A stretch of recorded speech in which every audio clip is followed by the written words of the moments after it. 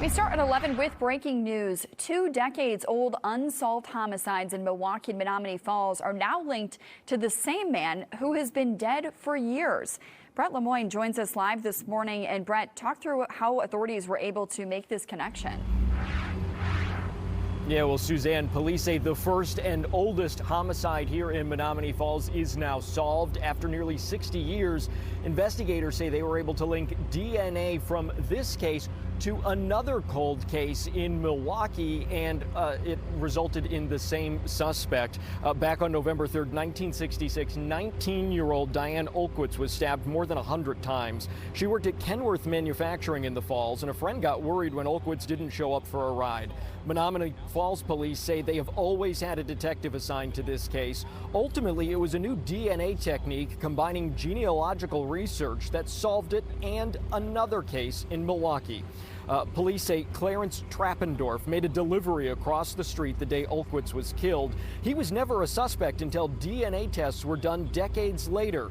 The two cases were linked in late 2021. About 5 years after the Menomonee Falls homicide, 15-year-old Terry Erdman was found in the woods near the Little Menomonee River. She was bound with twine and stabbed roughly 20 times. Police say Trappendorf was responsible for that crime too. Trappendorf died in 2008. His son provided a DNA sample that tied both cases together.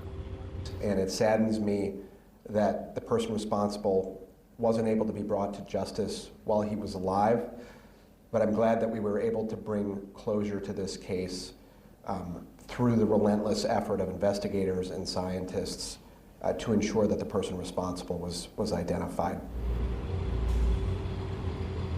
And a former classmate of Olkwitz was here at the press conference this morning. He said that this was something that everyone talked about, every class reunion, and they always cared very, very deeply for Olkwitz, and we're looking for resolution to this case. He says it hopes that it brings the family peace. We're reporting live in Menomonee Falls. Brett Lemoyne, FOX 6 News. And Brett, we know about these 2 victims, the suspect linked to these 2 victims. Did authorities talk about any other possible links to other unsolved cases? Yeah, Suzanne, that is a strong possibility. Police say that they are still looking into that, but now that they have this DNA profile, it's going to make it a little bit easier for them going forward to see if there is a link to any other crime. All right, Brett Lemoyne reporting for us live in Menomonee Falls. Brett, thank you so much for that update.